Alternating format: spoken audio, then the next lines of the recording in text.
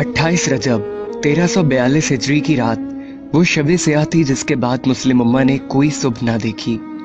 मुस्तफ़ा कमाल ने इस्तांबुल के गवर्नर को हुक्म दिया कि सुबह तुलू होने से पहले खलीफा अब्दुल मजीद तुर्की छोड़ चुके हों।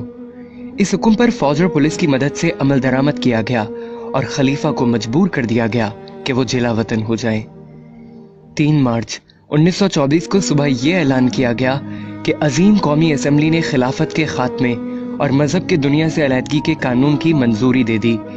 बरतानवी सेक्रेटरी खारजा लॉर्ड क्रिजन ने कहा कि तुर्की को तबाह कर दिया गया है, अब वो कभी भी अपनी अजमत रफ्ता बहाल नहीं कर सकता, क्योंकि हमने उसकी रूहानी ताकत को तबाह कर दिया, यानी खिलाफत और इस्लाम। खिलाफत के खात्मे के बाद उम्मत की हालत ऐसी हो गई जैसे परवरिश तलब बच्चा अपने वालिदैन के साए से महरूम हो जाए और खुदगर्ज दुनिया में अपनी बका की जंग लड़ने के लिए तन्हा रह जाए।